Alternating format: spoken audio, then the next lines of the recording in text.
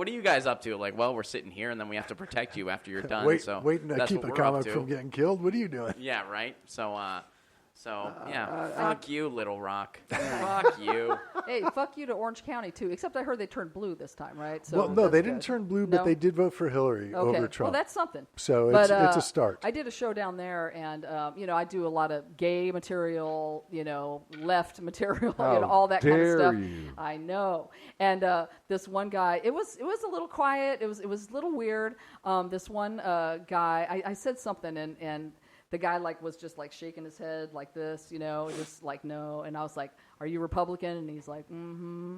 And then, but then after the show, usually people come up to and talk to you, and they're like, "Hi, how are you doing?" And it was real quiet. Nobody was coming up to me and stuff, And I was like, "Okay, I'm gonna get my little lesbian ass out of here." And I ran outside. I went outside, and two lesbians ran up to me and said, "Oh my God, we're so glad you're here. Thanks for coming to Orange County. We're so glad. And it made me feel like, you know what? We need to go out and be missionaries, the comics, and go to these places and see our people wherever they are. Well, I've said I bombed in front of 150 black folks, and they J. Anthony Brown bagged on me because I wanted to do what I wanted to do, and they didn't like what I had to say. And then, then I performed in Culver City at an Elks Lodge. And I told, I told the story of all our bees are dying, and they had in the article apparently they noticed that some of the bees had intestinal scarring, they had old pollen in their bowels. I told them, but that wasn't what stumped me. What stumped me was they noticed that a lot of the bees had swollen rectums. And I said, apparently there's a band of gay bees banging all of them. And these two gay guys jumped in and went, yes! Yeah. And they were like, we didn't know you guys were here. Yeah, they didn't even know they were gay. They're like, yeah, well, you know now, don't you? You just outed two elks. Amazing. We're everywhere, okay, David? Elks? Even there. I don't know. Yeah. Elks.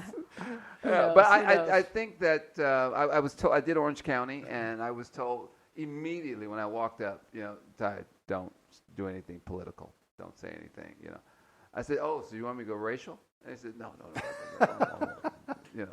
And usually the first time when you walk in and you're the only brother in the room, you go, and you just say something, hey, you don't get much of my kind around here, do you? No, we don't. No. Yeah, you can put your guns away.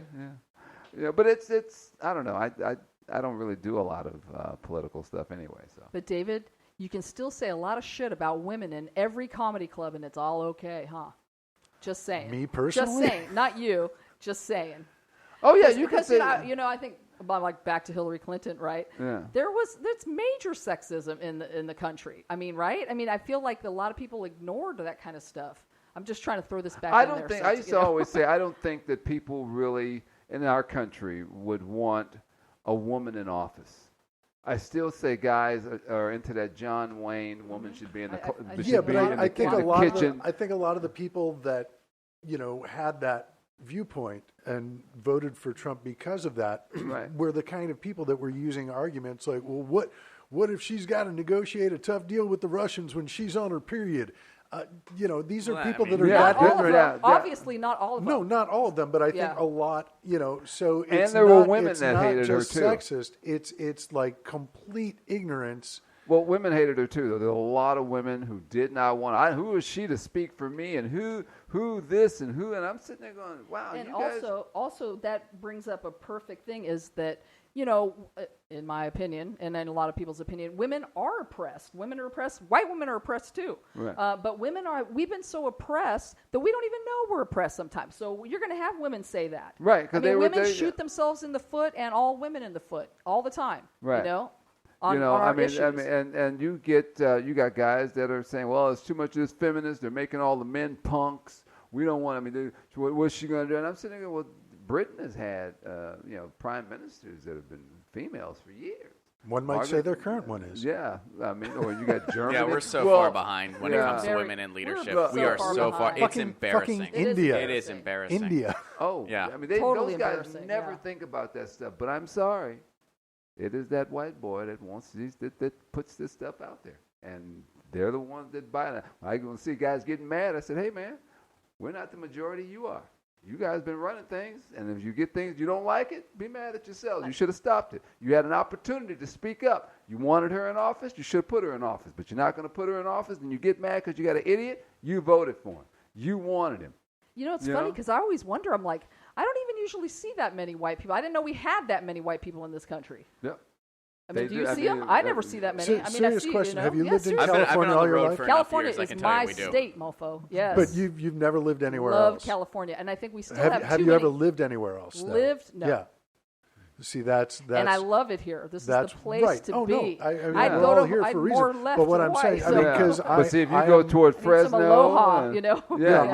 I'm from the finger quote flyover states, and granted, you know, the big city part, but also spent plenty of time living. I wouldn't say in the sticks, but sticks adjacent. You know, I was in big college towns in the middle of Midwestern states. Oh my gosh, for a while. that's basically the and South. So Missouri was a slave state. No, I agree. You know, and Illinois. You lived in Illinois, which you know also as I lived in Illinois. You know, that's very downstate separated. is not Chicago. Very separated. I mean, you know, not at all. So so I will tell you, there are a lot of white people, and but not because it's not just about race. There are a lot of ignorant people of every color, of every gender, of every religion, which brings us to the next point, going back to Trump's trip.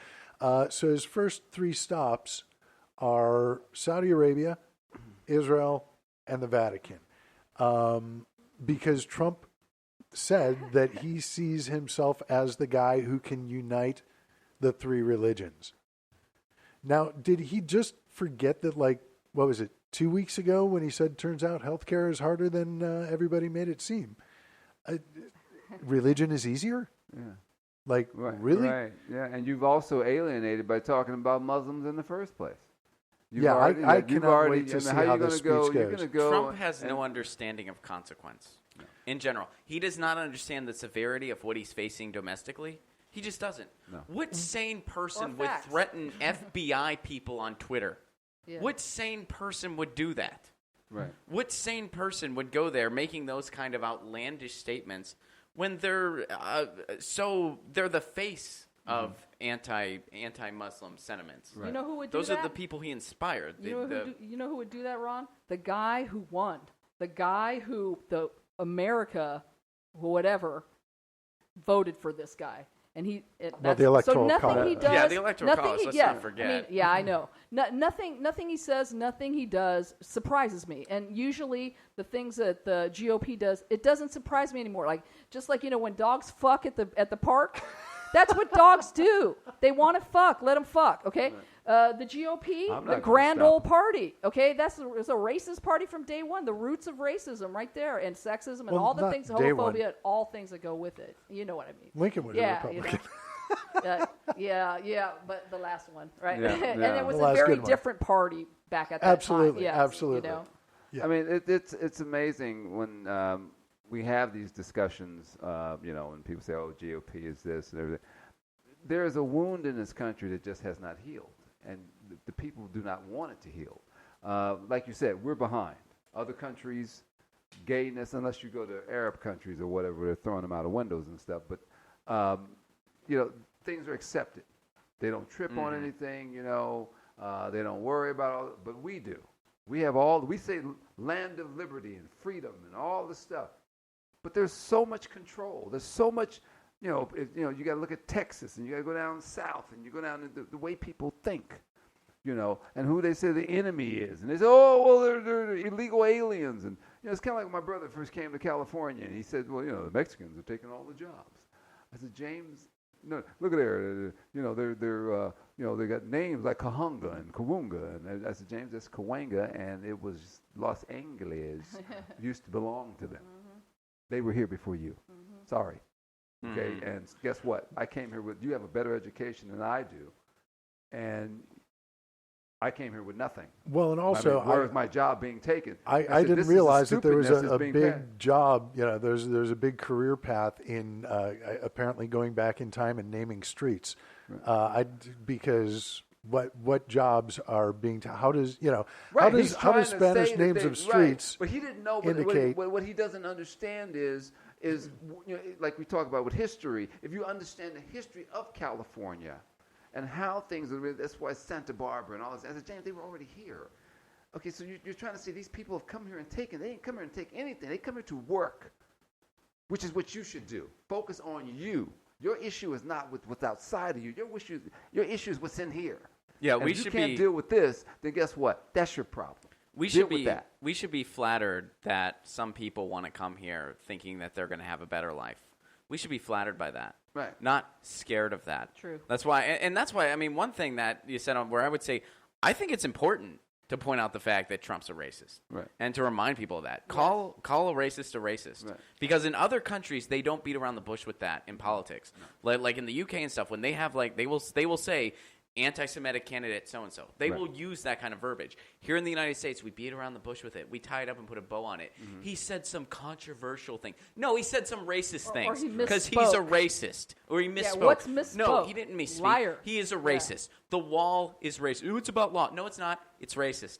But why is it? Because if the biggest problem you think in this country is that there's brown people that you don't like that are here, you're either a racist or misguided grossly by racist, or you're an apologist to an unhealthy degree, and you have no perception of reality. And those are the people who do not understand. Put a bow on it is wrong. Those are the people that understand that just 52 years ago, the Civil Rights Act was signed. That, I mean, and if you just start, and we got rid of things like Jim Crow. There are people who still think that way. That we had to go, if it was as wonderful as you say it is, and everything. I mean, it's like, you had to get rid of this stuff, that you would put in law that, I have to, you can only drink out of this water fountain. How stupid is that? And how dumb? We're supposed to be this greatest country. And look what you have to get rid of in order to enjoy and so you sell fear. That's what that is. You're selling. Trump sold these people fear as they sold that the black man they were afraid of him because they're this. Anything that is different from that is going on, that they will eventually say it's a problem. Well, the real roots, again, is what you talk about. A lot of people, again, we haven't been talking about this lately, is income inequality and all of those kind of things, because they just try to get black people, gay people, Muslims, everybody who's been a scapegoat in some kind of way to get mad at each other when we know it's really the 1% that get all this money.